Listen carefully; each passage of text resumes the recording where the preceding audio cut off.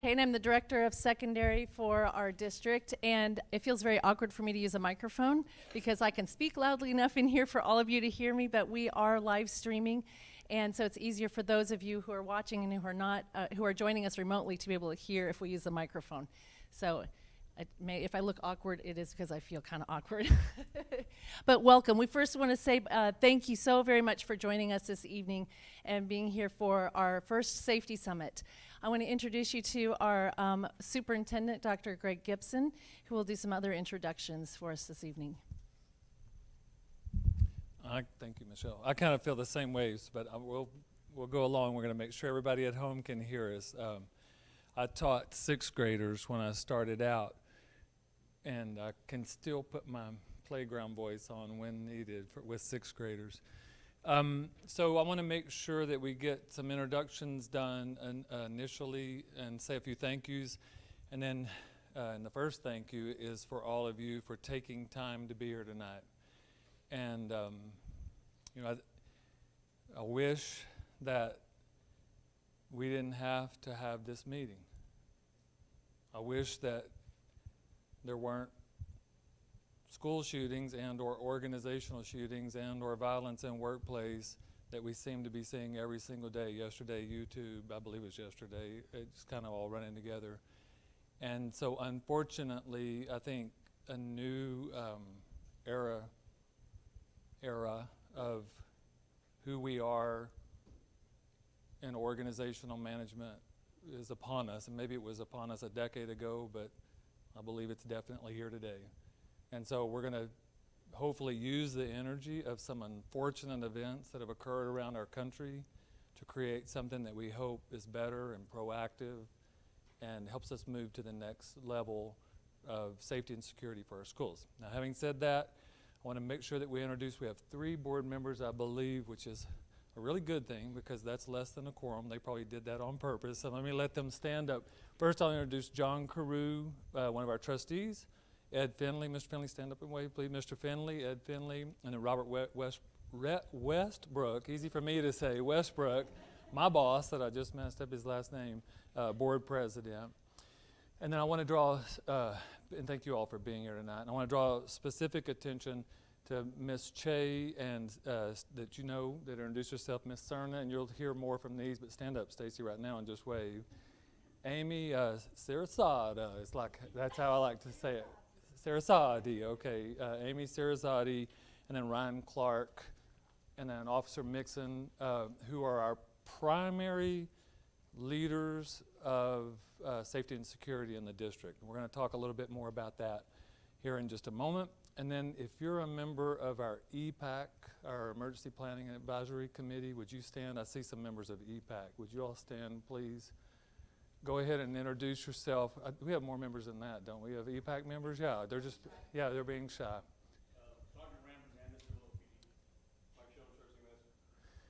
And so our Emergency Planning Advisory Committee has been active for the last 2 or 3 years, and I think what we'll see probably as a result is maybe a little more active role of connection to that, to perhaps quarterly forums like this or something like that, just to make bring it, I guess, more overtly out into the community. Just quick thing, glancing at a few notes. So a big concept, I guess, that's on my mind today as we kick this meeting off, and then we really look forward, there's a lot of ways to gather feedback tonight, and that's the primary purpose, is just to listen and learn, see what's on your mind, and make sure that we're addressing what's on your mind as our SCUC community. But in a lot of, as you drove up today, you probably saw a banner, top workplace San Antonio. And some of us wear lapel pins, and that's really important to us. A part of that is that we try not to over-control the subunits of this school district, meaning the campuses primarily, the departments. So we try to set forth these broad parameters, and we really try to rally around belief statements and around mission, vision, and value. And then we try to allow autonomy at that campus or department level to implement, if you will, and not, here, your principal at principal building A, here are your marching orders, do it. And that's our general way of operating. I think the corner that we're turning right now is that we can't operate that way any longer with safety and security. It has to be a non-negotiable, no variation whatsoever between any of our subunits. Does that make sense? And so we're going to have to try to keep this mindset on other things related to curriculum and instruction, that we're going to try to allow for autonomy, and we're going to allow for this top workplace environment and all of that. We're going to draw a real tighter line on variation, if you will, or lack of variation when it comes to safety and security. And to that end, and I'll go ahead and say this right up front because it may be something that's on some of your mind, we're considering strongly, our Board of Trustees is considering looking, because you see I'm introducing multiple people that are responsible for our Safe Schools initiative, and it's an add-on to an existing job, if that makes sense. So Ms. Che has this job description that has these big 15 things on it, and Safe Schools is one of those 15 things, maybe 20 things, you know, whatever it is, and likewise. You know, everybody has, and they've done a fantastic job. So this is not about saying the job that we've done has not been good, considering the way we've had it structured in the past. My opinion is, again, that we're just turning a corner now, and it's time for that to be one person's responsibility and their sole responsibility, and they answer directly to me initially, and then we'll figure out where it needs to go after that. And so the Board of Trustees is considering such a position to just, you know, try to be as proactive as possible. And, you know, so I say that, and then, you know, someone says, well, are we adding this position just because there was a shooting, you know, in Florida, you know, or a shooting at YouTube yesterday? And, you know, I guess the answer is maybe, I don't know. I know that, I think it was Mr. Cruz said the worst time to add that position would be after a shooting, you know, and I appreciate that comment that, you know, this is all about trying to get more proactive, where it's someone's sole responsibility. That's all they do, all day, every day, is harden our buildings, look at our processes, make sure we're tighter. So I'll go ahead and just throw that out there, and again, we're just kicking that around. I know tonight that the structure, I believe, is really good. The team has divided this out on the principles that are in the Texas School Safety Center, and we're going to, and I appreciate all of you that took the time to submit questions ahead of time. Let me say thank you. Those that are at home and those that are sitting right here, because those are really helpful for us to see what's on your mind. And if I understand it, you're going to go through those and kind of say, this is what we heard, this is what we learned, does that sound about right? And then we're going to move on to the next principle, and then we're going to go through these 4 principles, and then we're going to see if we have any conclusions. And again, this is what we hope to maybe be, I don't know, quarterly, maybe too much, it may be 1 time a semester, but we're going to have quarterly or 2 times a year meetings such as this, so that we can kind of track our progress as we move forward. Did I miss anything? I wrote a bunch of notes down. I just stuck it under my arm, thinking that maybe that would keep me on track. But I think that's everything. I'll pipe up if I think of something later. But thank you all again for being here, and thanks for joining us on live feed. And I'm going to turn it back to Ms. Che. So as we get started, you can see the quote up here: small acts, when multiplied by millions of people, make a significant, or can transform the world, by Howard Zinn. And that's us starting these small steps to make that large transformation. So we've done, we're going to go to our mission for our district. And this is our new one that's been adopted, that we're starting at SCUCISD, a diverse community founded in trust and transparency, commits to empower all students to fulfill lifelong potential through inspiring learning experiences. And the piece of that mission that we are here tonight is that trust and transparency, that we are, you know, working collaboratively to continue that level of trust that we have, and transparency with here's where we are and here's where we're going. Our vision is inspire, innovate, and excel, and our values are leadership, character, commitment, service, and learning. Ryan, I went ahead. There's our values. And then the beliefs, and I apologize that kind of got up there, that we have several more beliefs, but the 2 tonight that really relate to our work are that we believe that safety is paramount to, a safe, secure environment is paramount to learning, and that we believe good communication is critical to success. So we pulled out those 2 beliefs that really relate to what we're doing here tonight with our summit. So the next, for our topics, what we're hitting tonight is that we want to share our current practices and procedures in our district so that you know where we are, what we're doing. Because something we've learned through this is we're doing a lot, but we aren't really telling anybody about it. So that absence of knowledge makes people wonder. So we really are excited to have this opportunity to share with you what we already have in place and what we have been doing and what we're continuing to grow in. We also want to address, as Dr. Gibson mentioned, the pre-submitted questions that were submitted online prior to tonight. Address concerns about communication, concerns about safety during construction, and then solicit some celebrations of safety that maybe you've seen across our district that we are unaware of, that we can look at replicating in other spots in our district. And then an opportunity to submit blind spots that we need to consider. Are there things that we are missing that we may not even know about because it's in our blind spot? Okay. So what we've rooted all of this in, just down the road, or up the road, up 35, is there's a university, Texas State University, and the Texas State School Safety Center is located there.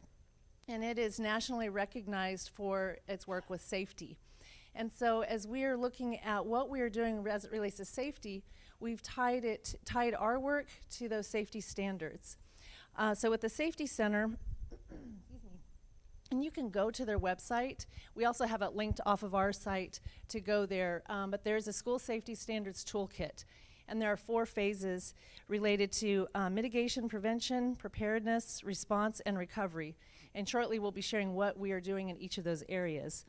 But the School Safety Center is a set of criteria to assist in developing and implementing a comprehensive emergency management program in keeping with laws, mandates, directives, and best practices.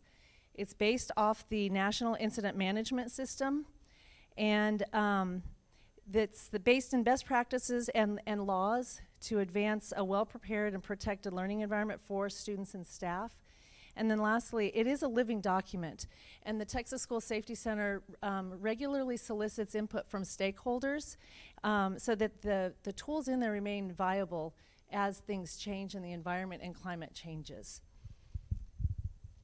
The next one, and I apologize, I don't know, it's off a little bit, but this is just a sample of our plan. So on the left side, and this is linked on our website as well, so you'll be able to see the whole plan. We just excerpted one page of this so you can see a sample. But if you go on the web page, you can see all of the standards. And what our EPAC did is they went through, and on the left, you can see 1.2 and 1.3. Those are some of the standards under the prevention and mitigation. And then EPAC then went to that middle column and said, well, what are we doing in those areas? Okay, and they bulleted those out. And then that green column were the things that we are already doing, or are there either we're doing them and they're ongoing, or they're in process, because some things we need to do annually, like such as drills, for example. That's something that's an ongoing thing that we do. There's a column that we're in progress, and then the last column are opportunities for improvement. Something that we learned, that our EPAC learned in going through all these standards, is that we are, as a district, meeting all of the expectations. Okay. Oh yeah, no problem, that's good. We are meeting all the expectations and minimum requirements of the law and of the School Safety Center, but we also learned there's things that we could be doing much better. But we are doing all of everything that is expected currently. So, let me switch this over. I think we're going to you now? Yeah. Okay. So Ms. Cerna, who's our principal at our Disciplinary Alternative Education Center, is going to share with you what we're doing, just kind of an overview of phase 1, which is prevention and mitigation. Okay. Sure. Well, I just, Cedric, would you stand up, please? We did some introductions while ago. Schertz City Councilmember Cedric. Thank you for being here as well. Okay. Good evening. Phase 1 is prevention and mitigation. This has to do with those coordinated actions taken to decrease the likelihood that an incident will occur or to reduce the loss of life or damage to property from any hazard or threat. And there's 8 standards that fall under phase 1. I'm not going to read them all to you, but standard 1.1 and 1.2 both have to do with coordinated efforts for prevention and mitigation through collaboration. And we do that through having an EPAC, which is the acronym for Emergency Preparedness Advisory Committee, and they meet 3 times a year. We also have a Safety and Security Integration Team, which meets quarterly.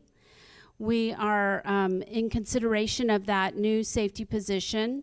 Each campus has communication with an SRO and local emergency services as needed, along with having a safety committee. 1.3 is that the school district should regularly assess school climate and implement relevant, scientifically research-based curricula, programs, and practices to create a positive, safe, and disciplined environment conducive to learning. So we have annually safety and first aid training, stop the bleed training for our staff, standard response protocols, which are done annually at a minimum. And so those are things that we have in place. All staff also have the opportunity to be trained on CPR and first aid from Schertz-EMS.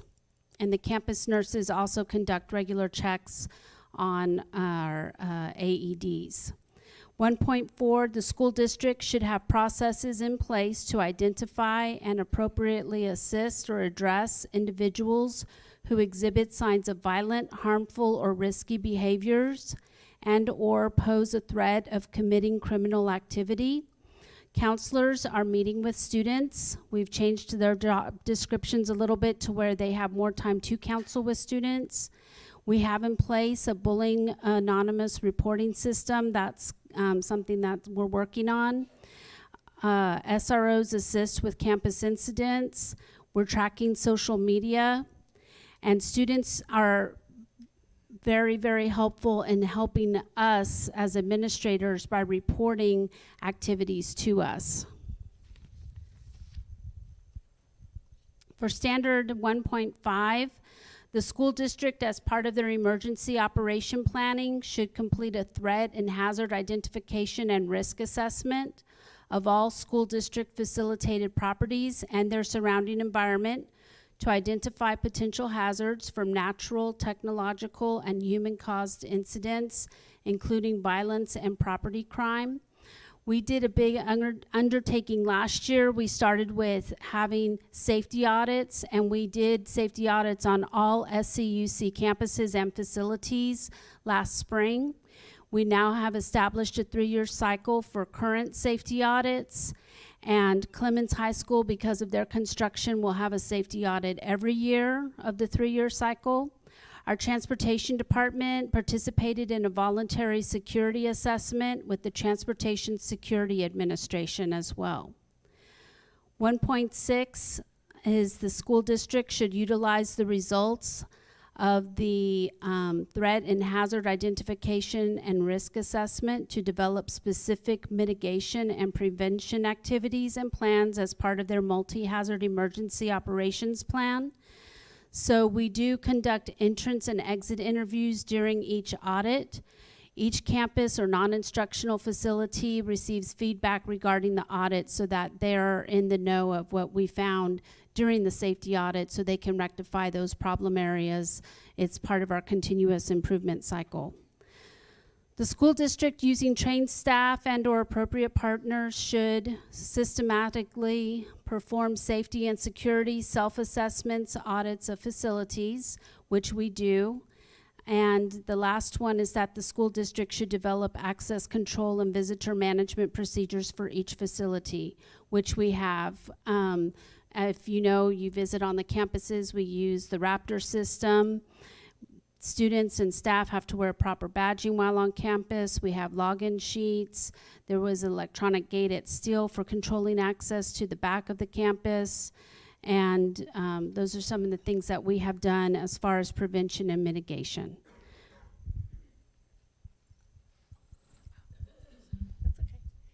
So with the questions that were pre-submitted, we categorized them by these 4 areas, and we had 10 questions that came up that really fell under this first part of about prevention and mitigation. And just wanted to touch on those right now to let you know what the responses are on those.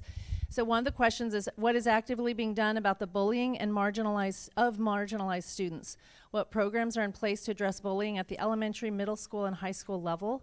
And so our counselors do provide guidance lessons on the social-emotional learning needs of students, which includes recognition of bullying, what to do, and where to go for help.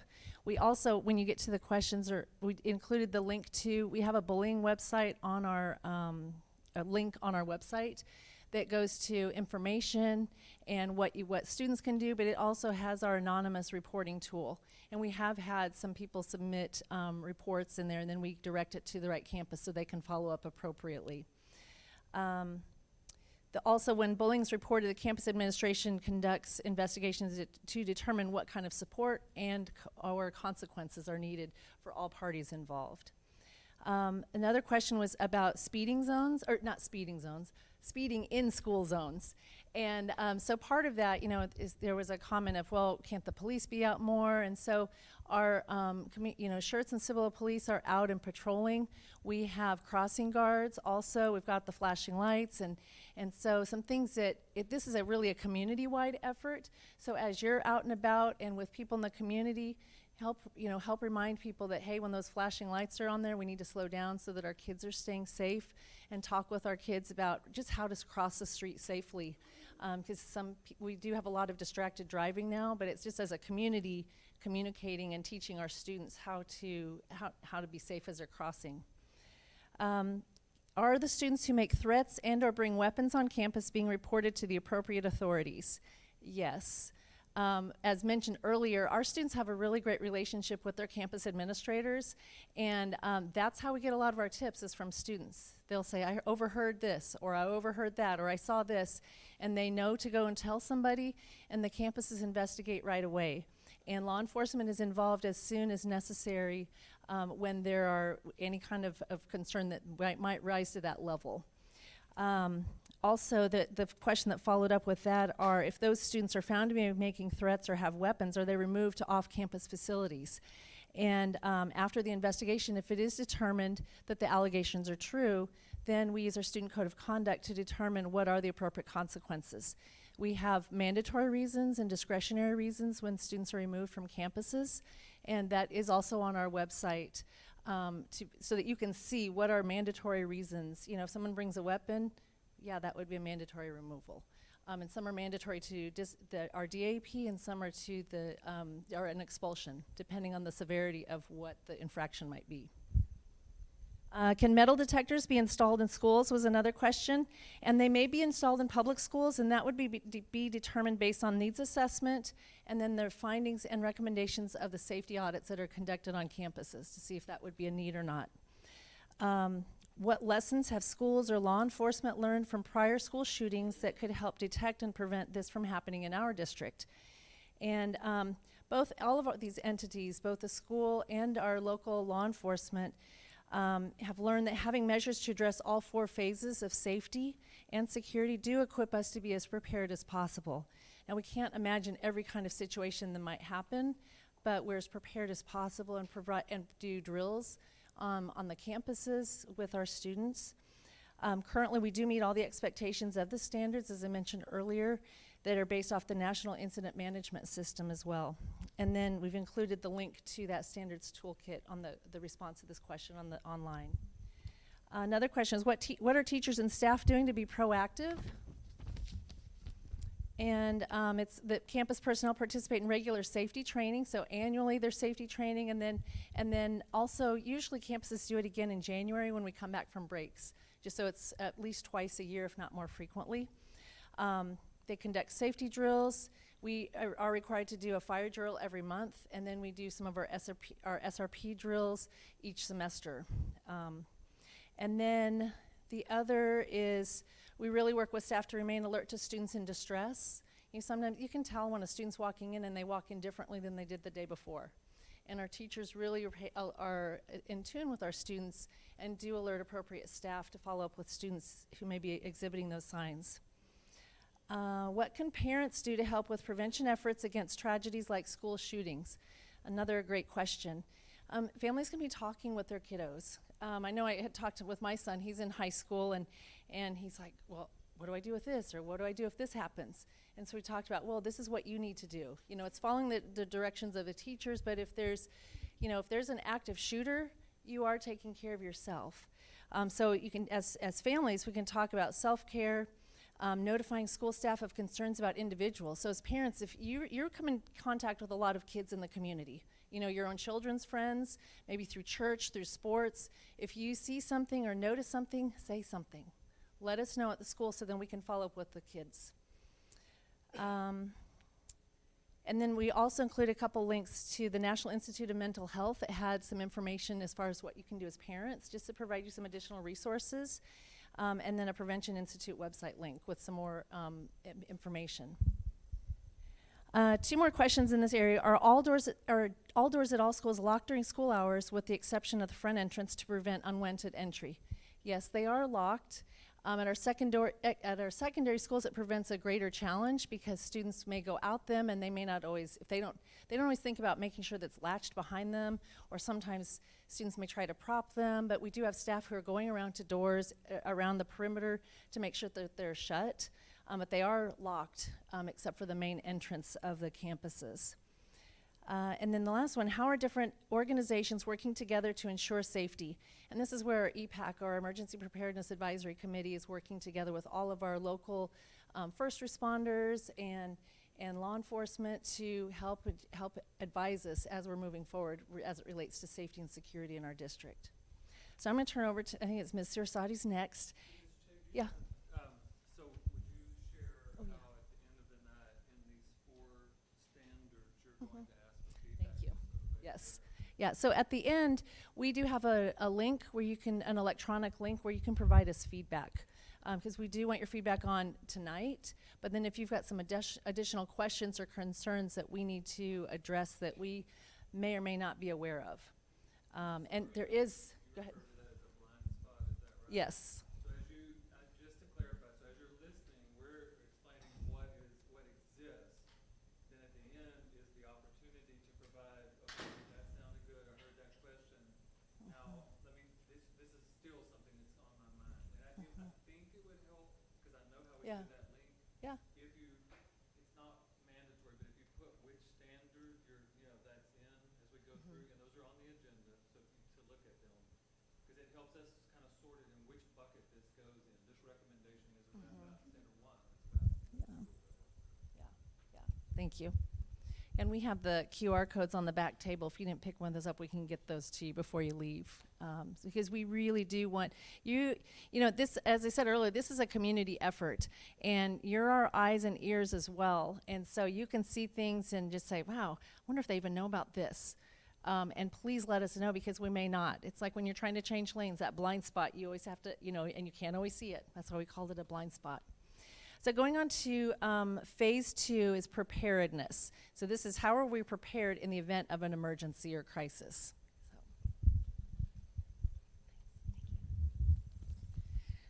So notably, this is the largest phase and standard. It has 12 standards that we follow in terms of what do we need to look for. The Texas School Safety Center had prepared that and said these are the specific things that the coordination with law enforcement, the coordination with emergency services, as well as just the boots on the ground. Every high school, every intermediate school, every school in our district has one designee as the emergency planner. They coordinate as to how we run our drills, how long it should take.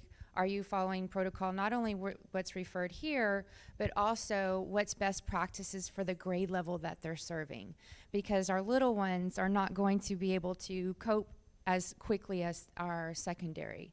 And so last year, actually it was in late September of 2016, Sergeant Mixon and I attended the SRP presentation by a man named John Michael Keyes, and that's where we came across the SRP program, which he'll elaborate a little bit more on as part of our preparedness. Before that time, every campus had a response that was not consistent in terms of training the students as they're coming up through kindergarten and having the same language and having the same response, and monitoring how each campus responds to what might happen, because we could never really predict what's going to go on with our students in our area. And so within that preparedness, we're constantly revisiting those things. So that includes, and the subsets of the standard for preparedness include multi-hazard emergency planning. We are very close to a railroad. We're very close to an Air Force base. Schertz-Cibolo-UCISD is very unique in terms of all the different things that might impact the campus we have, even how we get to those students in case of there's a train derailment or an unfortunate incident of a plane landing unexpectedly near one of our areas of service.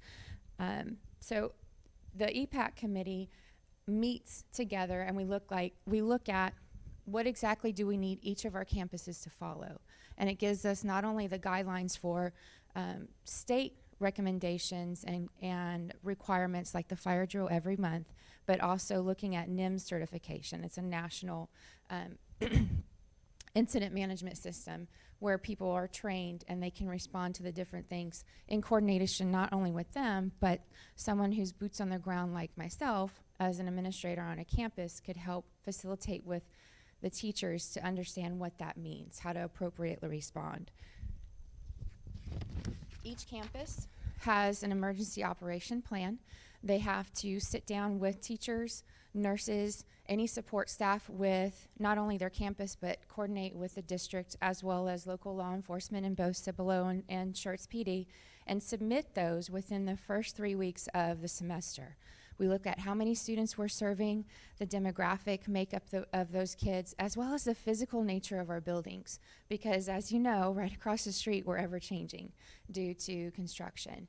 We might have an area that's affected in terms of growth. They add portables, and that might change the nature of the campus. So your campus staff members, including your administrator, coordinates and puts into place a basic plan for that entire staff to follow and coordinate. Is it set in stone? Is it a checklist and we just set it on the shelf? No.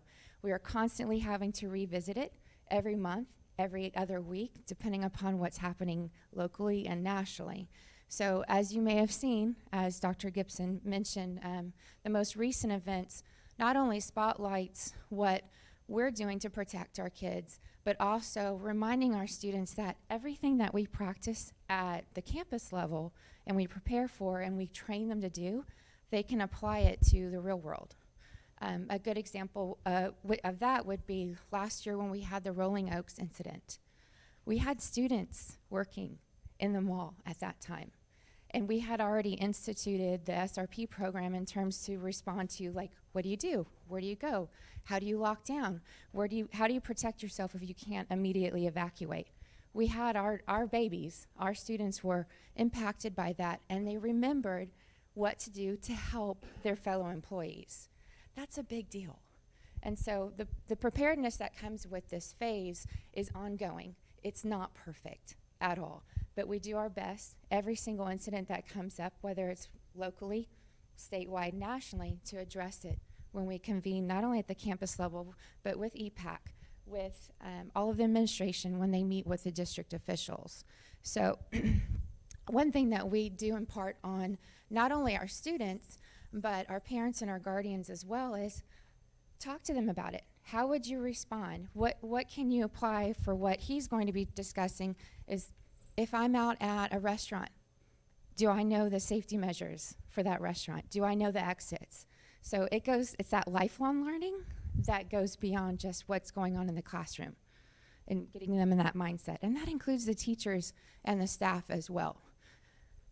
We're a great community, and we were so used to it would never happen here. But when it starts to get closer to there's a likelihood that it could possibly happen, your students and your staff are continuing to be more ready for that. It's, like you said, a very unfortunate thing to have to prepare for, but everything that we address in those EOPs, in the drills, in the unexpected things that happen throughout the semester, help build that capacity for them to respond as individuals, including you. So if you ever have any questions, you can always refer to what they have available on our website, as well as asking your student, hey, what did you learn today? My daughter attends this district as well, and she's constantly say, hey, Mommy, I noticed this, or hey, there's the exit, and she shouldn't have to talk about that, but We do, because we have those active conversations. She's not always going to be around me. And I want her to be able to take care of not only herself, but those around her, to guide her in order to be safe. That's just the nature of what we have right now. Okay. It is ongoing. Our next EPAC meeting will look at further measures that are cost efficient and can be applied as soon as possible, and that's reasonable.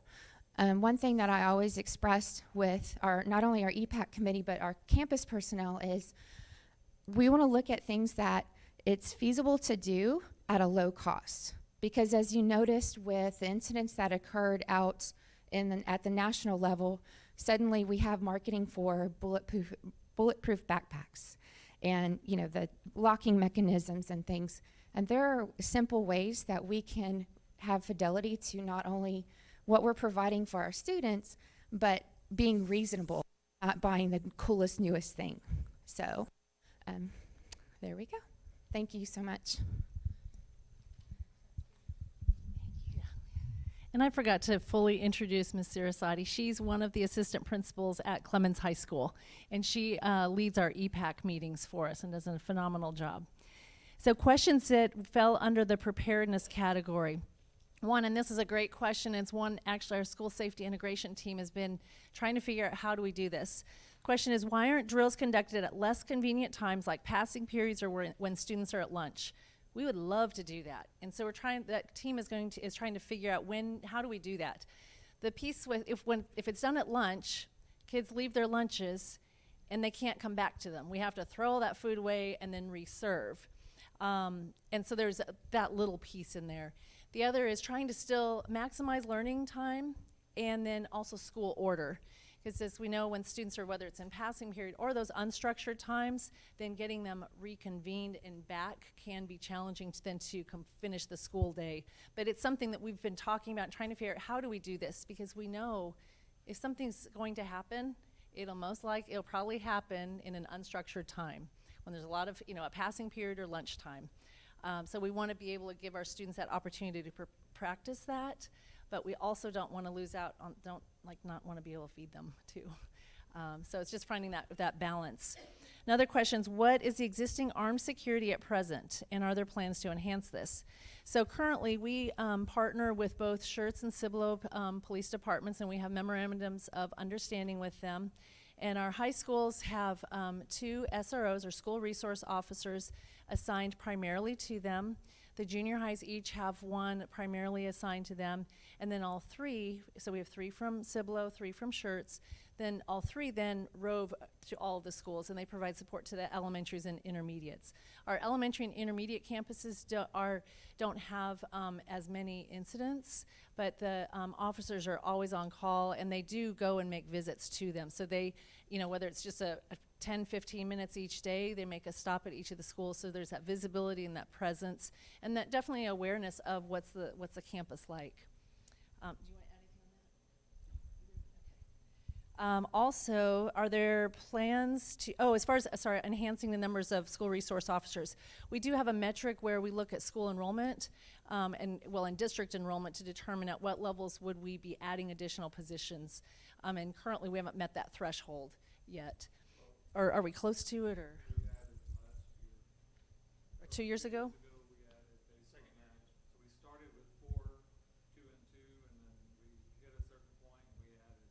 So with this growing, I'm assuming that point is coming again sometime soon. Are there plans to install bullet-resistant doors on classrooms?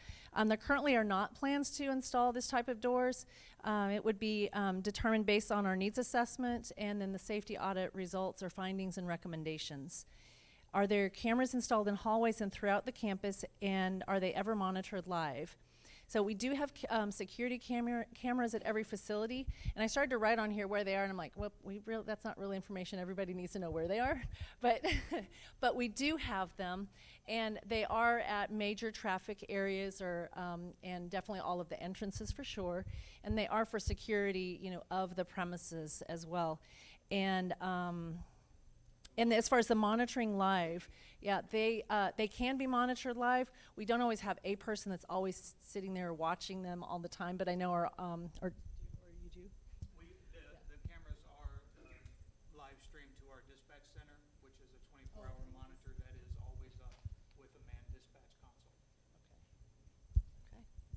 And then we do keep that video footage for up to 2 weeks after the recording. So if we need to go back and look at anything, we're able to review that. And then we can also burn copies of whatever video there might have been if there was an incident that occurred and was captured on, which it's helped us in many incidents to track down different things that have happened. What's your protocol in case of an active shooter situation? What are you doing in order to prevent these situations? So at Clemens, all of the staff have been trained in active shooter training. And that was actually at the January Professional Development Day. Everybody was trained, as well as all of our nurses across the district. Almost all of our receptionists at every level of school attended the training. And then various other staff members in the district attended. And then we will be offering the training again in August at our district professional development, which is called SCUCU. So we're going to continue to provide that ongoing training for especially key positions. I know we had, I think JD and you and Wayne had some staff members attend as well, because they work with maintenance and operations. So they have some itinerant staff members who are around too, who just so they have that awareness of what to do. And what we would do if there was an active shooter, we go into, and those cards that you got are copies of our SRP protocols. So we go into the lockdown mode and then follow those protocols on campus.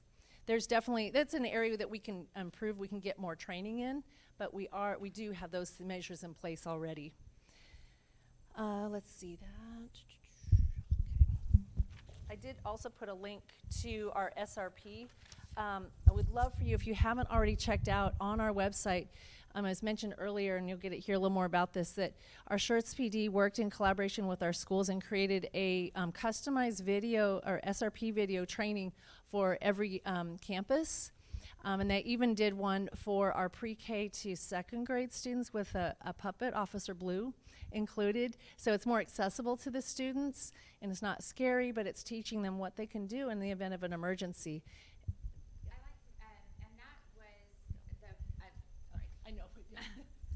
That was the brainchild of the need. The I Love You Guys Foundation did not have a primary level video created. And so Corporal Halberdier, who was working with us as an SRO, and Sergeant Mixon and Officer Bill Freeman last year coordinated with, I believe it was Pascal Elementary, and demonstrated and created a video that is now accepted and used by the I Love You Guys Foundation around the country. And that was within 9 months of us being able to implement this program across the district. It's giving me chills. That's a big deal. And so our district and the coordination with our local law enforcement emergency services is already at the forefront of taking care of those needs for all of the students we had, because the models that they did have were more geared towards secondary students. And they did a great job. They really did, and I applaud them for that. And so we're looking, as a part of the preparedness, to move more towards those models and have it homegrown through the district. Thank you. A couple of the other questions we've already hit on. This one about active shooter, and we've shared that at Clemens, everyone's been trained, and at Clemens and specifically, this question also asks, are there resources for immediate psychological counseling for students after potential incidents? And yes, there are. Our counseling team, at the school site is available, but then we draw on counselors from our other schools across the district to provide additional support as needed at the campus where an incident may have occurred. And then our teachers or other district personnel who are concealed handgun holders be allowed to carry their personal firearms while on duty in our schools and at school events. And currently, district personnel may not carry firearms while on duty. Our premises are gun-free zones, and that's according to state and federal laws. Although this last year, our board adopted a local policy that those that are concealed carry can bring it in their vehicles and leave it in their vehicles. But before now, that was illegal, if you will, and now they can bring it and just leave it in their vehicles, stored safely, and then go on to work. So it's a little caveat to that. That was a policy change this last year. Yeah, thank you. So now we're going to turn over, I think Sergeant Mixon's going to share our phase 3, which is response. and how they help support our district with response. Thank you, ma'am. I know it feels weird holding that. It does. So I want to talk about the SRP. The SRP stands for the Standard Response Protocol, how it came about, and just give you a real quick basic rundown of what we're teaching our kids and how it works. In the summer of 2016, the process started of putting the SRP into place. Every campus in the entire district had their own emergency response plan, but there were slight variations of it. Some of the slight variations, most of it was terminology, but what we needed was a common sense, plain English language that spoken to first responders so we know what we're going to, using code words like code red, code black, things like that. Different campuses would adopt that, but it doesn't work for a first responder side of it. So this was the first time that we really paired with the school district to go out together to find a program that would work for everybody. So after several conferences and several other things, the thing that we brought back was what we keep calling the SRP, which is a Standard Response Protocol from the I Love You Guys Foundation. Once we decided that this was the one we wanted to look at, the first thing we had to do was bring this program back to the area and meet with all of our local first responders. We had to meet with fire, EMS, we had to meet with Guadalupe County, we had to meet with any first responder that might respond to one of the emergencies to make sure that this SRP would actually fit into their response capabilities. So once we were given the go-ahead that this would work for everything they do, the next step that we had to take was come to the school board, and the school board looked at it and said, we'll go ahead and try this program. So Clemens was actually our first pilot program to give this a try. Now, when we put this into place, the first thing we had to do was obviously train our first responders. First responders needed to know before anybody what these icons mean and what the school was doing once these icons were there. It's mandated that we train them every year. The training is automatic for fire, EMS, and for the police department. And we also train the school districts that every year. So once all the training was there, the next thing that we had to do was get with the schools. Administration guides were made.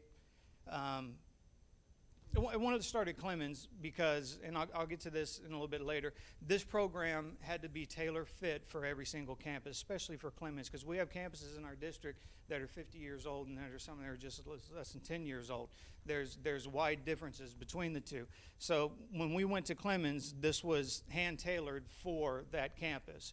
The evacuation routes, the lockdown routes, the different doors, the different wings, all of our first responders were brought in to see all that before we could actually put it in place. Now, once that was all done, we made the administration guide, classroom guides, then we trained basically the staff, which started with administration down to teachers and then down to staff. The standard response protocol, I want you to know, is in no way a generic protocol, okay? It's based on 4 actions. There's because the hold in the classroom is the 5th action, but the 4 primary actions on there are lockdown, lockout, evacuate, and shelter. Those are followed by simple, easy to follow instructions that everybody in the community would be able to understand. And everyone that's been trained will understand, and every first responder that is coming to the program, coming to the event rather, would understand. CSRP was specifically Clemens, and the layout was there. Actually put into place, and this took several months to get online, but after the training and practicing and the results of the SRP, the response we received from everyone was pretty incredible, especially from teachers who hadn't seen these kind of things before, and law enforcement that said it's so much easier to do there. We were given the go-ahead by the school district to adopt this district-wide.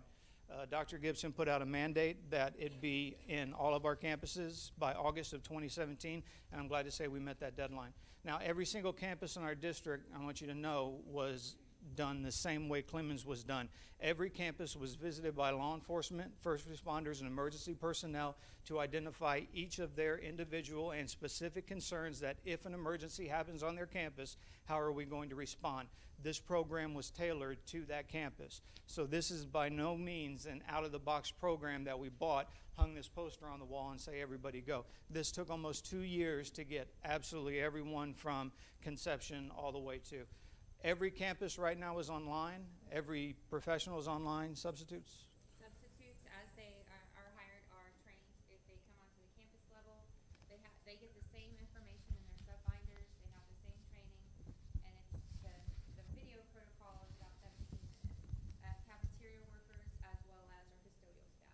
And that's who we're focusing on right now. That's the only folks that are left, are the support staff, transportation, maintenance, things like that. And we are still doing those classes. I think we did 2 sets 3 weeks ago, somewhere around there.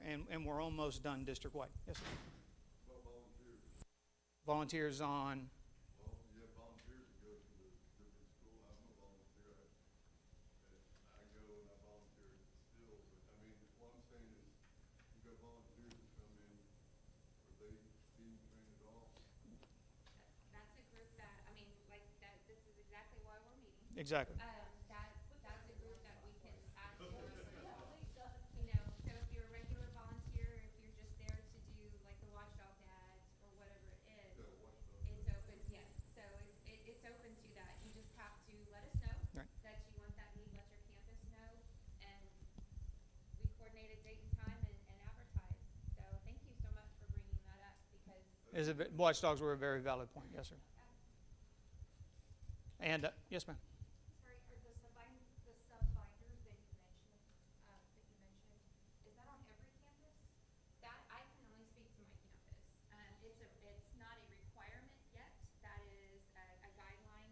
So when we go back and say, you know, what are the areas, like she said, the blind spots that we have as we go through, and it's either monthly or by semester, by quarter, and the campus staff has to say, you know, we really need this because this happened. You know, we had a fire drill and they were really not sure, you know, whatever it comes up, and so that's where the constant evolution is. I can only speak to mine, but that it evolves into when we go in the summer with the August revisit of it and having that checklist, and if we're fortunate to have that safety coordinator being brought on, then they can coordinate with each campus and say, these are your must-haves. So. Now, as far as sub-binder specifically, I don't know, but every teacher binder, yes, every classroom should have a binder. They were made by us, tailored specifically for that campus, and they're all red binders. They should all be 1 inch. Not all of them were 1 inch last year. By this year, they were supposed to be all 1 inch, so anytime you walk in that classroom, you need your emergency binder. Everybody knows exactly what to look for. They have to be red. Everybody didn't want to have to look for where it is. It should be a red binder that is right there, and Clemens has it labeled Go Binder, correct? You're grabbing it, and any time an emergency or any time of one of these goes into effect, that binder is going to tell the person exactly what to do in that emergency. And the signage is off this, well, the more specific protocols, like how when you hear lockout, lockdown, it's posted right by the door. And so they have at least the card that you have available to you. Correct. So And other things that would be in there are what to do during lunch periods. If a lockdown was supposed to go into effect during a lunch period, where would they go? They're in those binders. What would happen during class changes? All of that's in those binders. But again, those are specific to that campus. Yes, sir. One last thing. 'Cause I do volunteer and still announcing their baseball games. What about sporting events? We've got a track meet going on right now. Did y'all look at that? we're in coordination with Mr. Lindhoff, and with the safety audits coming through, his emergency operation plan for whatever facility it is addresses these. Okay. And so, as Sergeant Mason mentioned, like we started where our babies are, and we're spreading out to the service areas too. So yes, that's in what we would call in progress. But Coach Lindhoff is coordinating with myself as well as Mr. Clark to make sure that his EOP can respond to those facilities and then pushing it out for any facility that we have available. So not just campus specific. I just wondered, because I mean, we've got, those are our babies out there on the field. as well, Absolutely. so I just wanted to. But you have your coaches who are staff members, they are trained in that protocol, and so we coordinate with the security that's hired at those events as well as our trainers, the athletic trainers. You're welcome. And another thing is questions that are coming out. The video that explains the SRP, that is the main video we teach to all of the, not specifically the campuses, but everybody within the district, is on the district website now. Ms. Shea, is that correct? Yes, it is. The main video is on there, and it's the same video that we teach secondary education, the kids up, not the little guys, but also the same one that we teach the staff with as well. So it's on there to be looked at. Yes, ma'am. Yes, so just a real quick question. You had training for all these other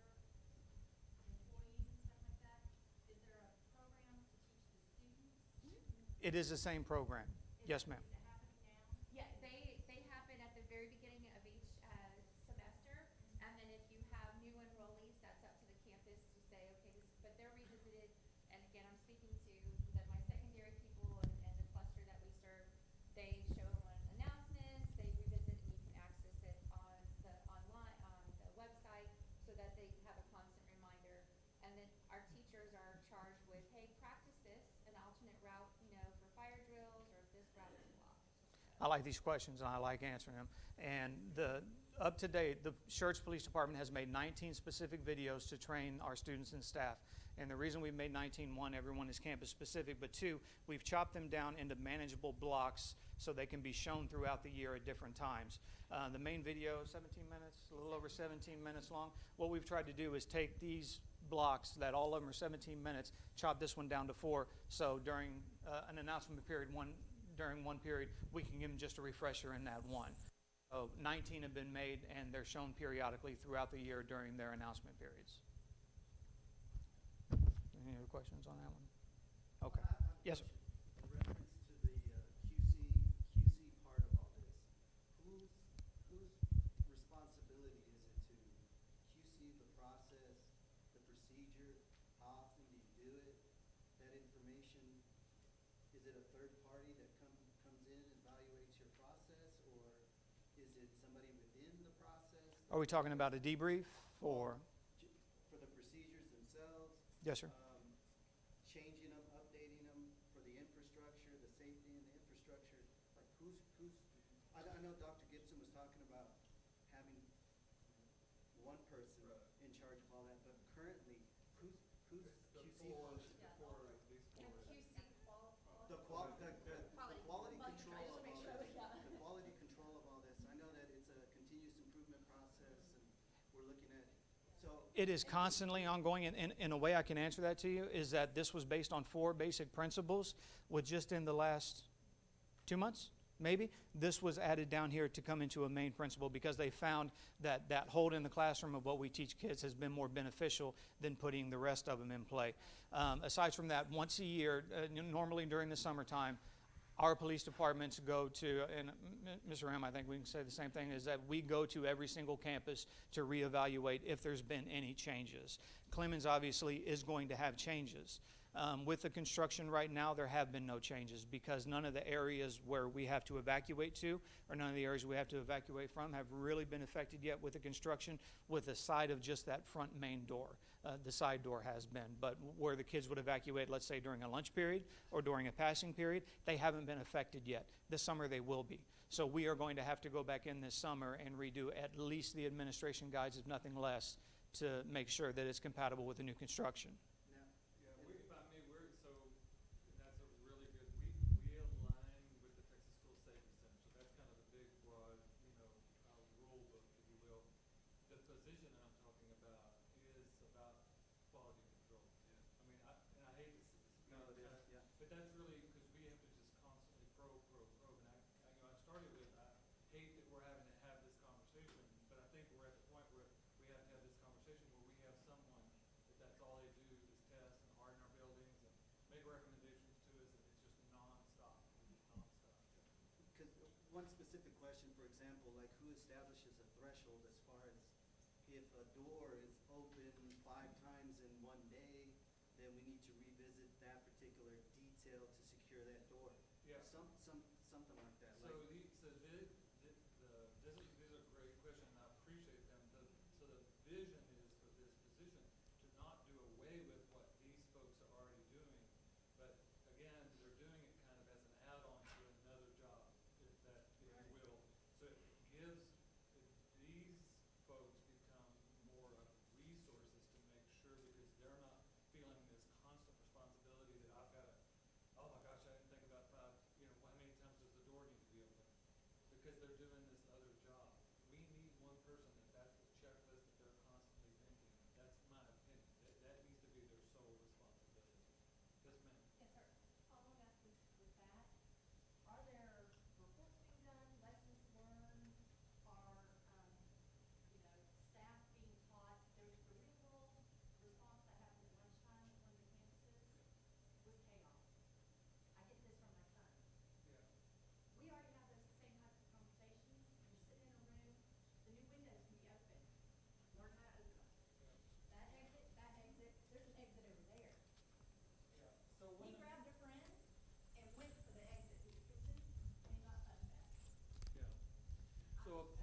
one thing that's kind of challenging about tonight and just in general is that we want to, whereas we want to be open and listen and we want to constantly have cycles of learning, we also, we also don't want to broadcast, like, here's the chart of all of our weaknesses and put it on the district website. Okay, so, but know this, that one of the reasons we're talking about doing this quarterly, town hall is to gather this feedback so that this team can assemble and we can go just pour through that and harden our processes. Is that fair to say? Which is the next one coming up. Okay, and that's the next one coming up. Okay. So if anybody at home would just say, we'll finish priority 3 and then we'll open it back up and then we'll move on to 4. The last thing I want to say about the SRP, and I'm really passionate about it because I honestly believe that this program really does save lives. It really does. When it comes down to it, and we talk about emergency operation plans, and we talk about papers that we sign, MOUs, everything else, none of that has to do with the action of what is happening during the emergency right now. That's what, in my opinion, we need to focus on more than anything else. That's why this is so passionate for me, because I do believe this saves lives. This is the action you take when the emergency is actually happening. An MOU is not going to stop you from getting hurt. It's not going to stop an emergency from happening. This will help people and save people. Honestly, it will. The SRP, the Standard Response Protocol, it really is becoming the national standard. There's not many agencies around here that are not using it. We have another school that's being built in our district right now. We've already reached out to them. They've already told us that, yes, that's what they're using. They're actually using the videos that we produce. We're very proud of that. The police department from us, as they said, we've made 19 videos, and as Ms. Schertz-Cibolo already said, we've already been nationally recognized for it through City Council, through Mr. Edwards and Mayor Pro Tem at the time. We're very proud of the work that we have done on those. So just with the SRP, just with those, are there any questions? Because the next ones that are coming up are kind of the response questions as well. Okay, and if you do have questions on the SRP, again, it is on the district website. So one of the questions that was on here, 3.1 from the Texas School Safety Center, the school districts, they should assess each incident and determine was the activity appropriate and was the response appropriate? The answer to that is yes. On every single incident, I think, Ms. Schertz-Cibolo, we've had 5? We've had 5 lockout incidents. We have to implement this for due cause at least 5 times. Since its implementation, and that's within 2 years, okay? Now, a lockout is a threat that's outside the building. So if we think there's something going on outside the building, bring our kids in, lock the doors, keep them safe. That's the easiest way we can protect our kids, by hurrying up and getting them in, locking the doors. The police are on the way to make sure nobody can get in. And a lockout is the least, I guess, intrusive to the learning environment. So the lockout is almost our new go-to, okay? We're not afraid to use a lockout. We're not afraid to bring kids in from the playground. Let's get back to class and get learning while we're locking doors. The police are coming to make sure no one comes in. So 5 times that's been used. Every single time we've debriefed on it, every one. We do a mini debrief while we're there, and then we do an official debrief at the campus level at a different time. If it is a major incident, which I would consider 2 of ours to be a major incident, we've done also a debrief at EPAC to see if anything there could have been better. So the school district should establish a response guide that empowers staff to initiate proactive actions. That is on here and built into the SRP. Absolutely anyone with this, in this matrix, can start the program. If custodial workers, anyone sees a threat that's on the outside of the building, can they initiate a lockout? Yes. They don't have to go through a chain of command. They can call the direct office and say, we need to put our school on lockout right now. There should be no delay from the time we start protecting our kids to have to go to a custodial staff, to a teacher on duty, to an assistant principal, to the principal, to the superintendent. There's no need for that. Bring them in and let's get it started now. The school district personnel should initiate external notifications as necessary. Please understand that is done as quick as possible. We want to get the information out when our schools go on lockout as quick as we can, but there's a couple things that are important with that. One, we want to make sure the information we're giving you is as accurate as can be. If you guys watch the news, even with what happened to YouTube, the first things they reported was absolutely nothing like what happened. So we want to make sure that that information that gets to you, 1, is very reliable. But 2, you also have to understand we're competing with social media, and we're always going to lose, always. As soon as that school goes into lockout, you're going to hit Facebook, all those kids, 2,700 of them, school just went on lockout, what happened? And we're already getting bombarded with calls. Would you rather see staff locking up doors, getting kids inside, keeping them safe, or running to the phone to call you to say the school's going on lockout? My kids go to the district, I'd rather you protect my kids first. Okay? Yes, sir. Dr. Vicky, just to echo on that point, sir, when that social media just goes off the charts, it also puts a drain on our 911 system as Correct. well. And we only have a certain amount of dispatches in there, and they're already having to monitor radio, EMS, law enforcement, fire, all the support, and then they're getting calls inundated about what's going on, and it really does put a strain on the actual situation. So Correct. we have to really be mindful about how we disseminate or want to gather information, because 911 should be the last people you talk to, because right now, in an active situation, they are just being inundated with, and have a lot of responsibilities to carry out. And you have to understand, we're always going to lose with social media. The information's going to get out there that something's happening. It's not going to be the right information, or it's not going to be the exact information. And like I would say again, I would rather the school staff focus on keeping my kids safe rather than getting to a phone call to call me directly, okay? But there is a matrix in line, a phone tree, along with PIOs from the school district and the police department who put out that information as soon as we know it's right and as soon as we can get it out. The school district should implement the National Incident Management System, NIMS, and integrate the use of the Incident Command System into all actions. Every member of the Schertz Police Department is NIMS compliant. NIMS is just the way that we respond to emergencies, and the school district now has plans. Ms. Irizarry, you can speak on that better than me. We're working towards, due to the amount of training and being very specific, to have a backup, have a 2-to-1 ratio. So you would have at least 2 people available on that campus, and then build from there so that it's manageable, and that in case that one person's not there, they're the backup. Depending upon the size of the school, we can move that ratio up so that they're familiar as the why. Like, I always look at systems like that as the why. We do things, and helps us stay in line, and again, not have those flash in the pan ideas come out and, oh, try this, try this. No, we're going to stick to the standard. So we did look at that in terms of our most recent EPAC meeting, and having that implemented this summer as we get our employees trained. So even more training for the teachers. It is free, it is online, it doesn't cost the community anything, and there is no negative to being NIMS compliant. There's not. The school district should take actions to preserve the crime scene and, preserve the scene following an incident or a potential crime. It's in all their EOPs. And every single campus has a direct line with the police department. We work very, very well together. The school district should initiate public information procedures to possess, gather, verify, coordinate, and disseminate information during the incident. I'm going to take that back up to one of the first things I said. We're doing that, and we're doing that as quickly as we can, but even worse than getting some delayed information is getting wrong information, okay? If you get information that there is an active shooter at Clemens, when that's not the case, it's just been put on lockout for something that happened in the library, there's 2,700 sets of parents that want to call or come up to the school. That information is now wrong. The PIOs are the ones that are going to give out the information quick, and it's going to be accurate. And the last one for me is the school district should monitor, document, and reassess and adjust the response as necessary. Again, that would be a school district thing, but again, along the lines of what I would say the position that is looking at. So I think you were going to talk on that one. Or over here. Thank you. Yes, ma'am. Very much. So aligned with that, there was a question, we're going to hit communication will be our next piece, but it does fall under this response.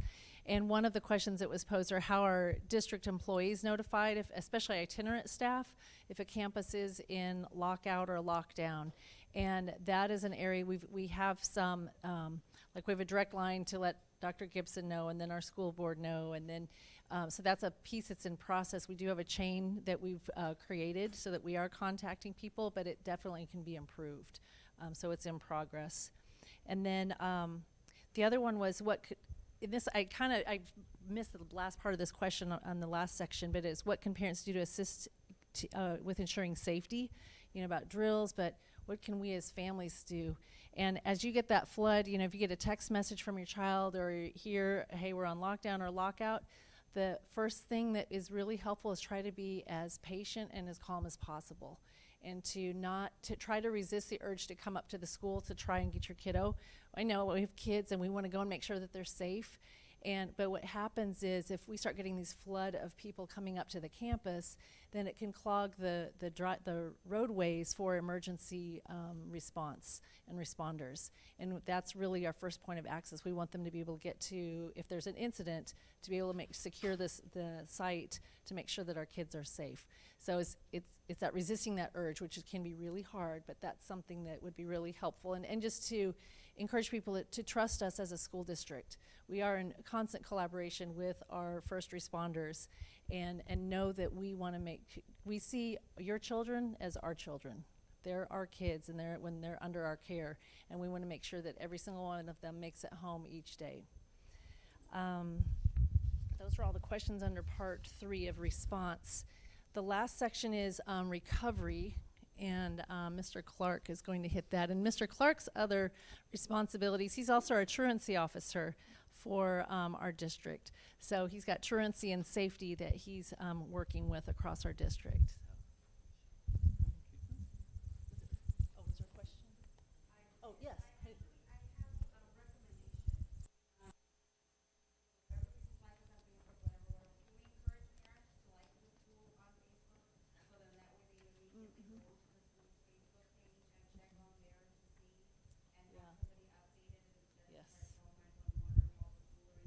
Yeah, that's a great suggestion, and we would like you to make sure to put that on our electronic feedback form. And we are going to touch more on communication in a moment, because that's critically important. And we keep learning more and more each time about how we can improve our communication. So we'll hold that thought, but we do want you to please submit that, because that's a really good point to include. Thank you. And before I start talking about phase 4, I did just want the quality control question that you had. As far as quality control right now, we have our EPAC committee and we also have our SSIT committees. And both of those committees meet and we come together and we discuss, the different things that we feel need improvement or things that we're doing good to make sure, like you were talking about, if a campus has their doors unlocked 5 times. There's things that come up like that we talk about. What do we need to do? What policy do we need to put in place? So we are constantly talking about that. The SSIT committee is made up mainly of administrators. So we get that campus perspective of things that, may need to happen at the campus. The EPAC committee is all of our first responders, law enforcement, administrators, myself, and with those, we're discussing the district overall. And things that we can do to prepare. We also have safety audits that we're currently doing. We have a 3-year cycle that we're in the process of right now, and so from that we get ideas, improvements that need to be made, things that, like I said, we are doing good. So there's a lot of quality control pieces in there. It would just, as we've been talking about that position, it will make that one person that main contact point for all of these committees. So. Yes, ma'am.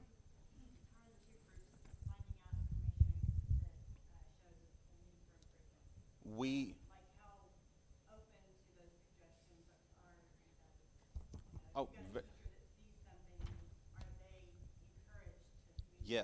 yes ma'am.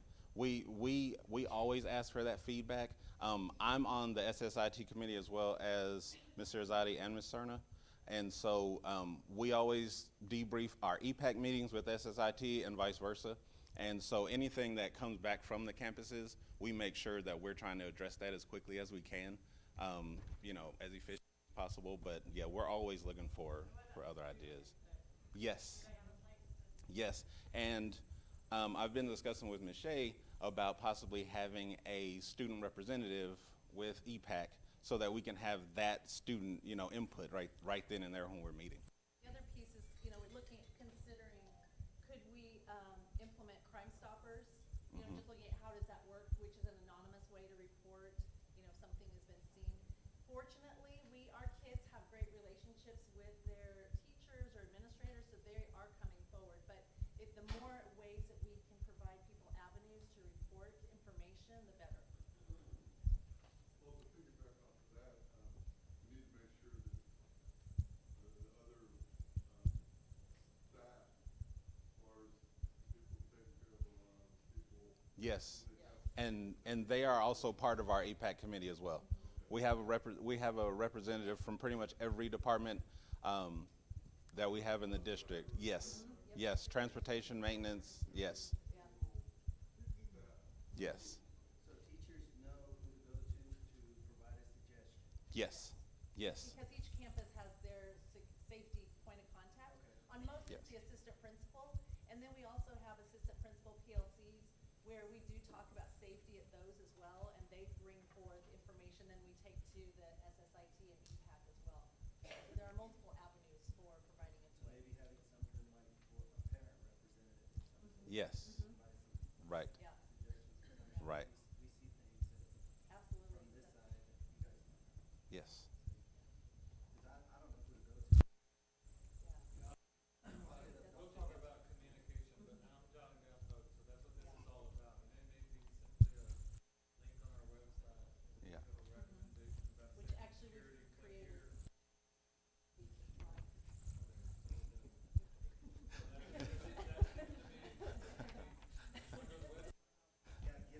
Yes, now we're getting that out, yes, Yeah. yes, yeah. I have no problem going about this, I have no problem going to the staff at all. Yeah. District Principal Simmons, there's an issue, I go straight to. I'm not scared to do it. Yeah, I think this would just be, in addition to that. Right. Instead of that, I saw something, I could just click, Yes. I know it can get to somebody that's gonna look at it, right? Yeah, we've got that set up, so we'll show you that. And so for phase four is a short phase. It's recovery. And I'll just read what it is. It's coordinated actions taken to restore the learning environment and support functions. And so, as we've been saying, every campus has their emergency operation procedure in place.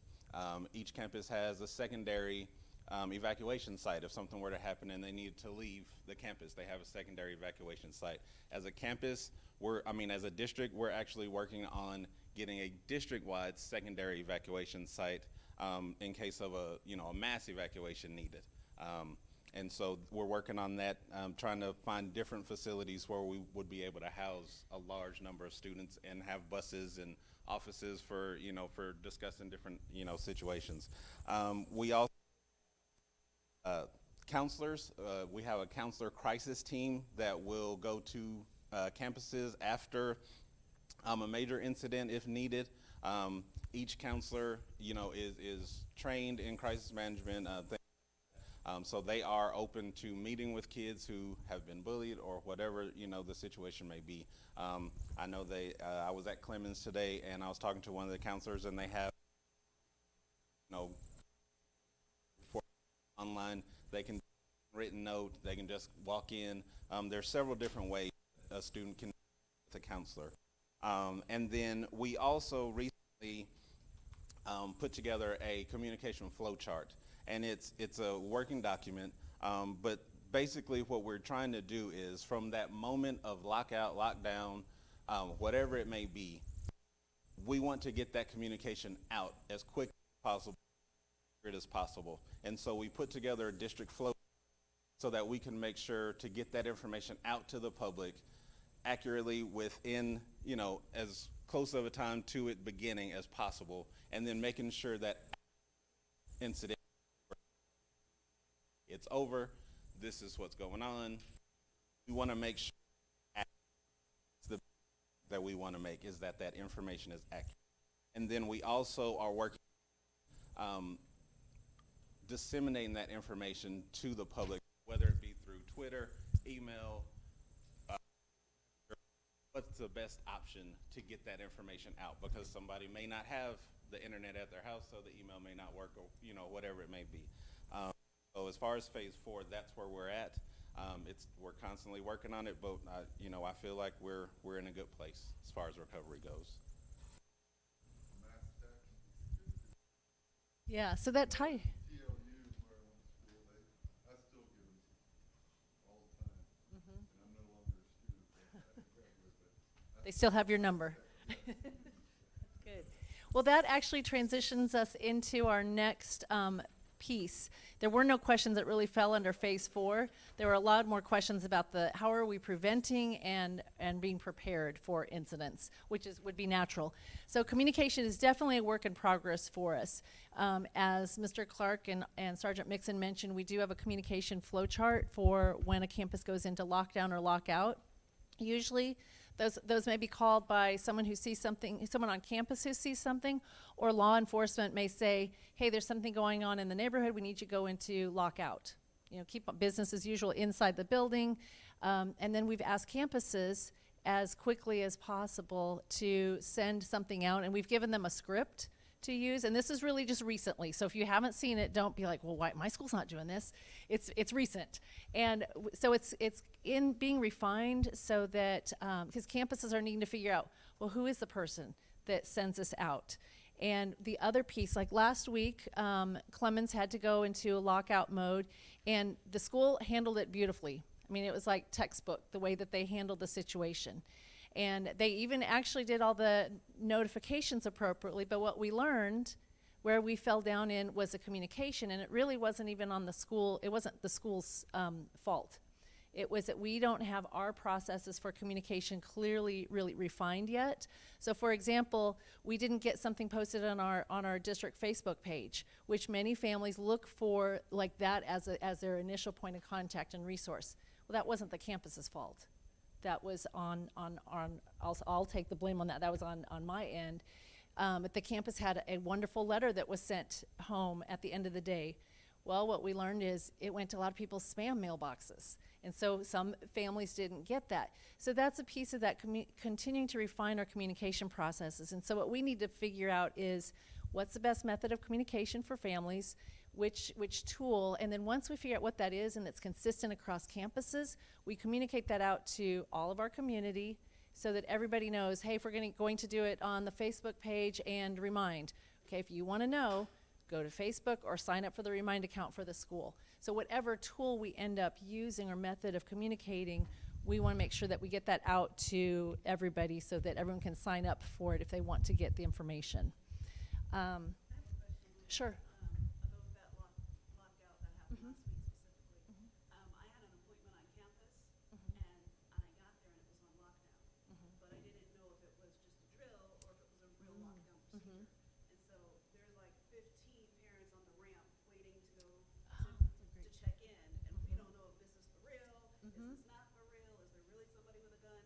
That's, you know what, that's a great not great, but it's a blind spot that we really haven't thought.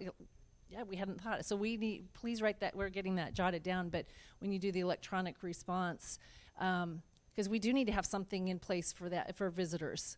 You know, we collect all of you and say, come in here, you know, and so that even if it's a drill or not, that you're in a safe place as well. Okay. I've been on campus twice where they had a lockdown, and as I'm entering the door, there's someone there to greet me that says, opens the door and says, I'm terribly sorry, but doesn't even open the door. I'm terribly sorry. We are in lockdown. You'll need to come back another day. And so even though my appointment, they knew that I was coming, they can't help what's going on. So I ended up leaving. But I was really impressed that someone was there to tell me at the door that they were in lockdown and they're sorry that this is happening, but that it's out of their control. Oh, thank you for sharing that. Yeah, thank you. Okay, yes. My concern was with this situation, my girlfriend, which has a child in Schertz-Cibolo, and we just happen to work in the same place, she received a text message, and my Jacob is here at Clemens. Her little boy's in elementary, and they showed that there was a I thought lockdown, and I didn't know what it was. Right. Yeah. So I texted Jacob right away. He had no clue what was going on. So I know y'all don't want to cause chaos, but y'all announce, hey, we're locking in. Yes, Yeah. that is exactly how they know that, and the students, and it is, again, it is something that we have to keep reminding the students of, but we come onto the PA system, we go through. Yeah, it's on say here. Exactly that, and that's my job. Come onto the PA system and say, lock out, secure the perimeter, lock out, secure the perimeter. And so these teachers are scooping in all those kids and putting them into a classroom setting. The cafeteria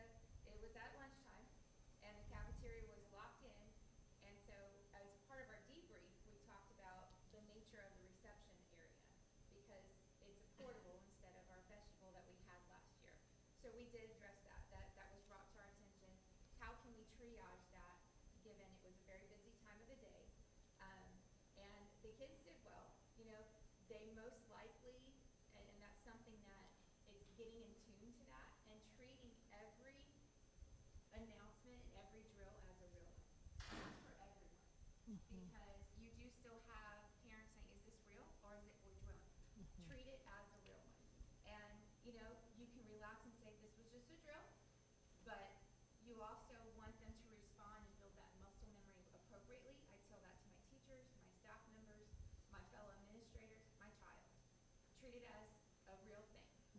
Because if you don't and you're kind of hesitating, that's when you get caught in a situation that you can't get yourself out of. And you lose that, all the information. So we did debrief about how, and it was not a drill. So, talking that to later. students. Yeah. He's like, I think it's just a drill, Mom, and I'm like, well, son, Treat it as, and I you know. received an email later, and I thought, okay, then I read the email, I'm like, but as a mom, you know, I'm 45 minutes away. Mm-hmm. Yeah. Until I hear from somebody, because Yeah. I don't want to be that parent. But then again, I tell my son, being the way that he's raised, don't be a hero. Right. That's something too that we need to teach our boys, and we tell our boys all the time. And I know, God forbid anything ever happens, I know my boys are going, you know, through this motion, and it's the way they've been taught. And then police officers and things. So that being said, I guess kind of reiterate to the, don't be a hero. Get in the corner, turn off your phone, and you're in your time. You know, Well, and the Yeah. nature of the language, you know, you're locking the outside world out, but it's business as usual with the kids. They can use the restroom if they need to, if it's close enough. The teachers continue to teach. They're just making sure the door's closed, the lights are on. Lockdown is like hunker down. You know, Someone's in the building. And having them, those mnemonic devices, even with my adults, you know, that we took, the subs, the teachers, like, no, really, you're out of sight. I mean, lockdown locks lights out of sight. It's repeated, and doors locked, lights out. You are completely as best as you can out of the viewing of whoever's walking through the hallway or walking through the courtyard. So. And I know we were earlier, I heard some people saying earlier, you know, trying to get down the lingo and the language of this. That's why I feel like it's very important if you can go on our website and watch that. It's a 17-minute video, but it will at least give you an overview of what it is that we're teaching the students. So that way, you know, when you go to the campus, if they tell you at the lockout, you kind of at least understand what's going on. Because I know a lot of times when I first got here, I was hearing lockout and lockdown, and I was confusing it, you know, but now it makes sense because I've been hearing it so often. But that lockout is really just something's going on. The law enforcement has said your campus needs to go in lockout. There's something going on in the neighborhood, and so everything else is just fine. And typically that's the 5 incidents that were taught. They were all lockouts. So I would highly encourage everyone to watch that video. Like I said, 17 minutes, and it's some good information. Yeah, the video as well as this card that we gave you, you know, put it in a place that if you feel like you need to be able to reference it, these are the different protocols for our standard response protocol. And this is what we'll call over the announcement. It tells you what students should be doing and what teachers should be doing. And the, you know, like the lockout, get inside, lock out, lock outside doors. That's what goes on over the PA. So this is a copy for you to put someplace so that you're in the know as well. But yeah, I would agree, encouraging to watch the video. Also, let's see, I think we hit everything on the communication. The other piece, I was going to say, on the initial communication, if a campus goes into lockout, you know, if they're able to get to a way to communicate something out, we'll say, we gave them a script that says, this campus is on lockout mode, and we'll provide additional information as it becomes available. But that way it's just as an awareness, so that you get some notification beyond what the kids say. Because our kids are saying, hey, we're in this mode, don't know what's going on.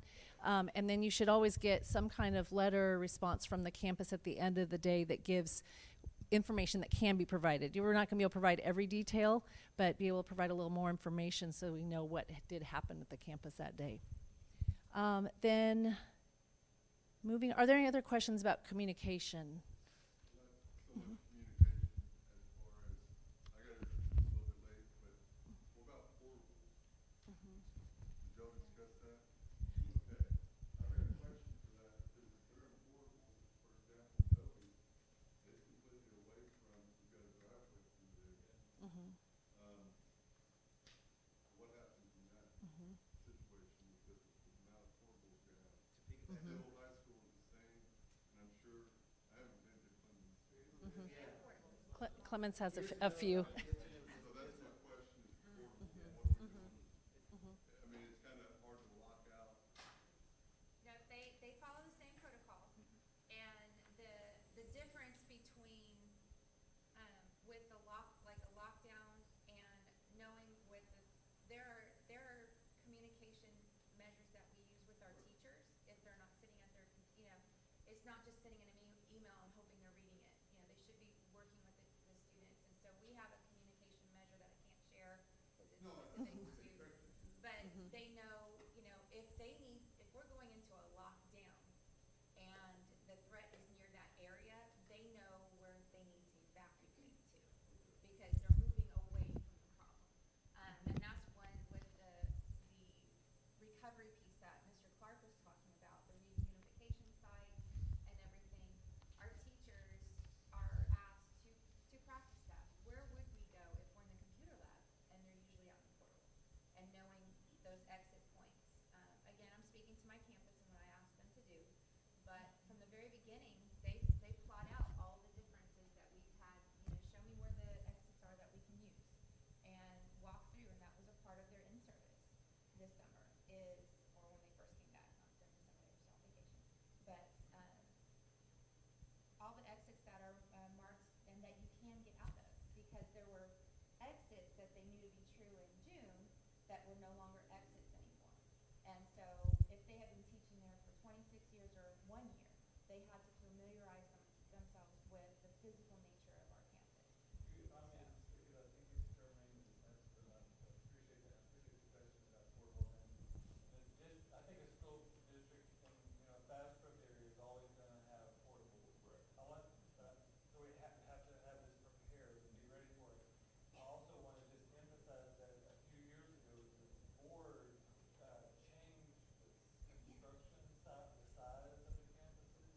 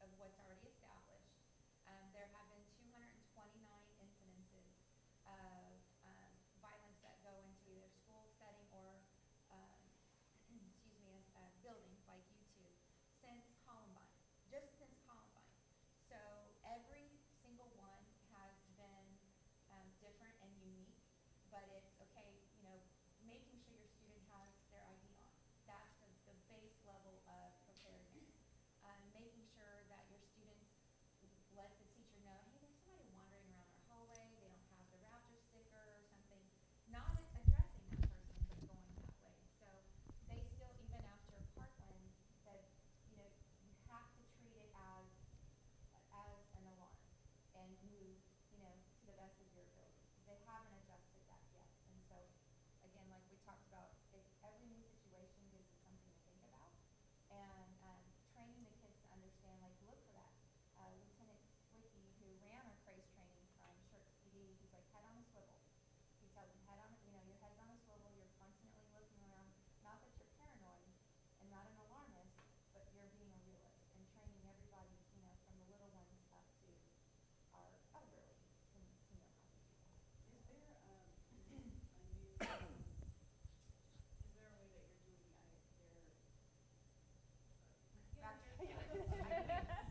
I can read your mind.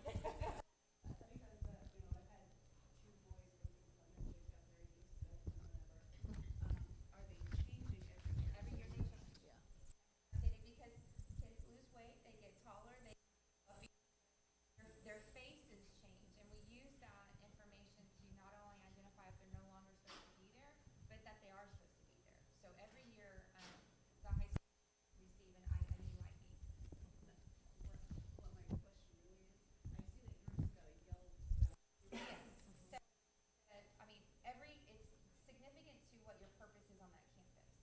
So our construction workers, they're all vetted and properly ID'd, and we know what the construction ID looks like. The student ID have not only their names, their ID number, but also what grade level, especially if they have off-campus privileges, and those are colored differently. So the staff knows what to look for, and if it's kind of scribbled or they're just insistently walking it with it, not showing at all, or they're kind of running by. It's training to look at what that is, but they are updated. They don't keep the same as a freshman. They might keep it as a freshman, but they get a new ID every year. Do you have the same color code for every year? No, it changes, so we know that that's. Seniors next year will have a different color code than It will have a different format, because the company, either when we self-produced this year, we had a company do it in conjunction with the school pictures that they took, and if they weren't able to take them during the summer during prep days, then we caught up with them that first week of school. So, and that includes any new faculty as well, so you can kind of track, hey, you've been here for a year or 2 years and things like that. So that helps keep it updated. That's a great question, by the way.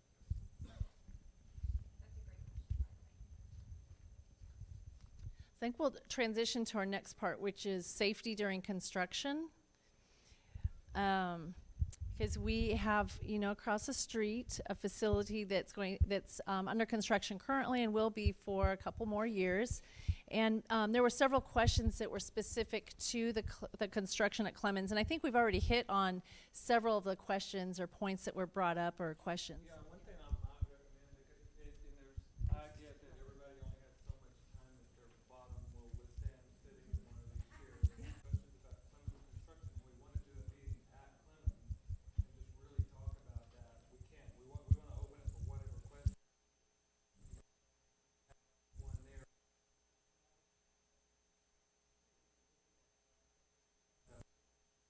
I'm kind of glad that Clemens represents one of our last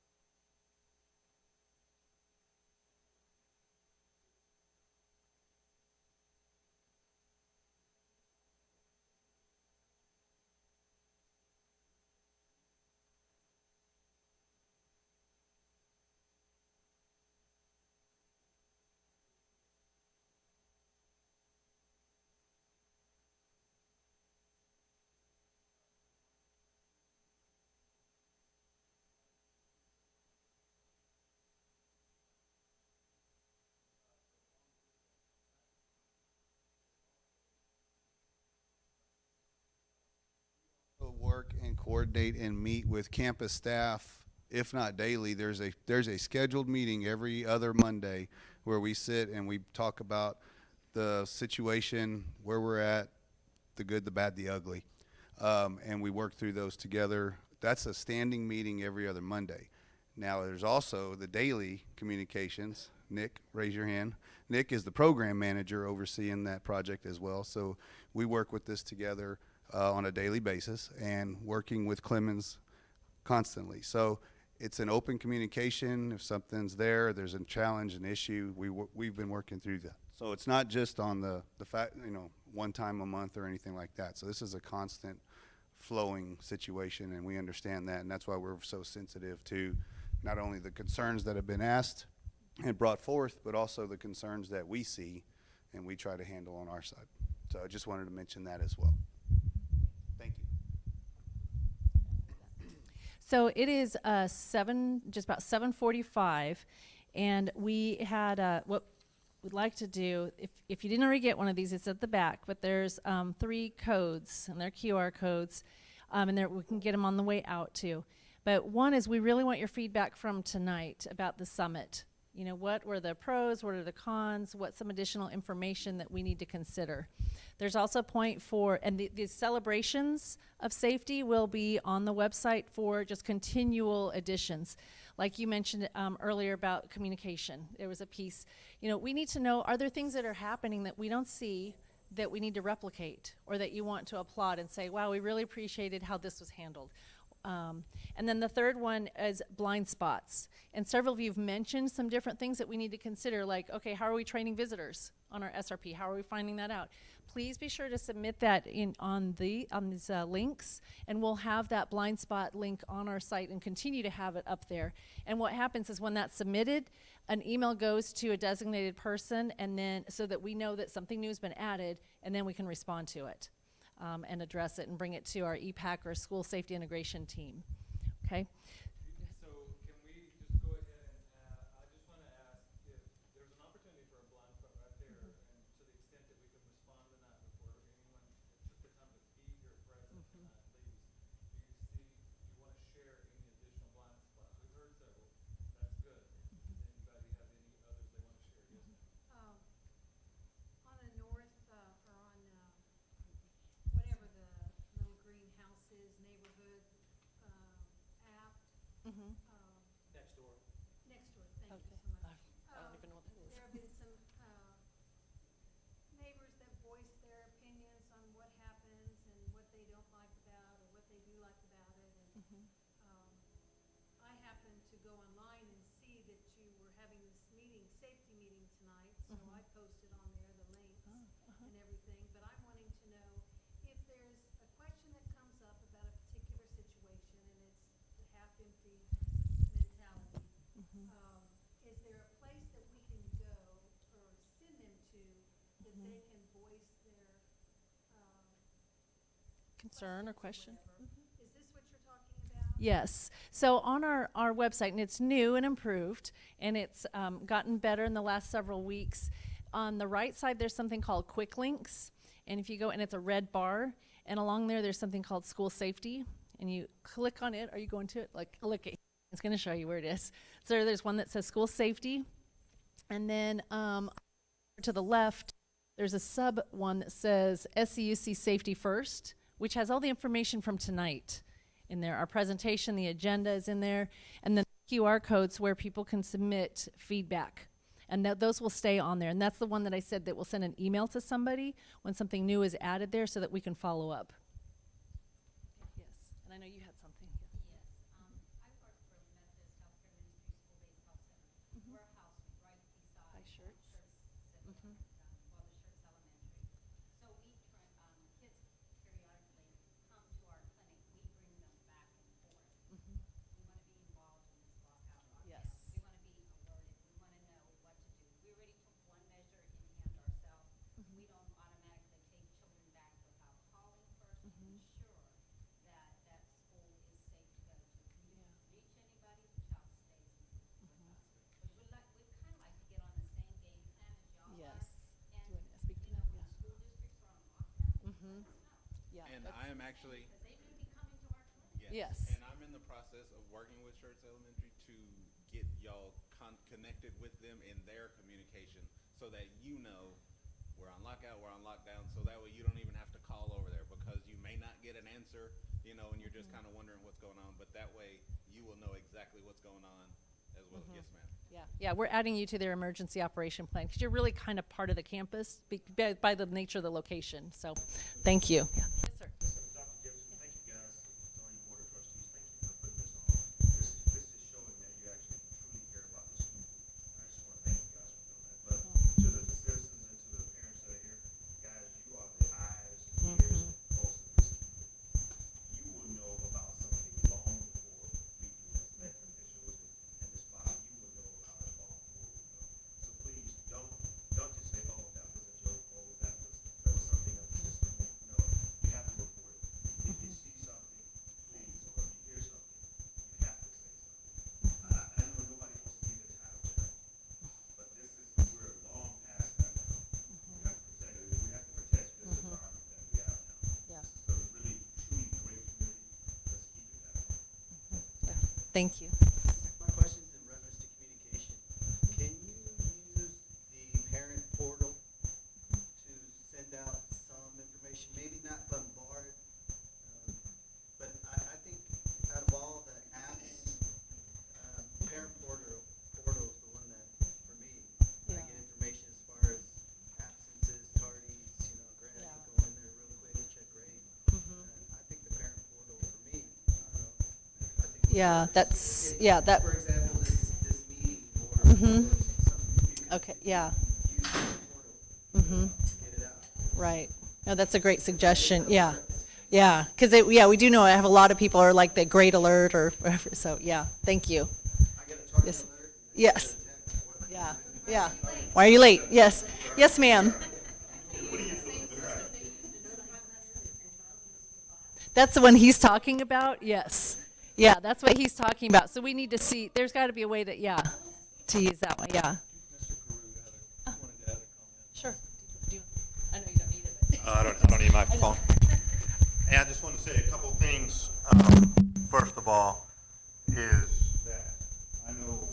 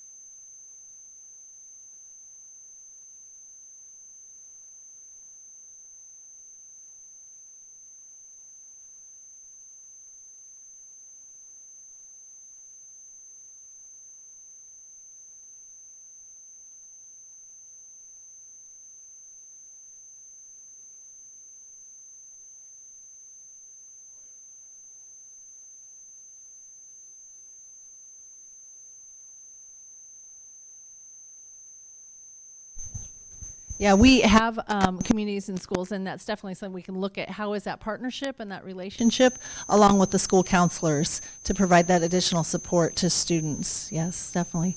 Well, I have 17 areas of focus for the next 4 years.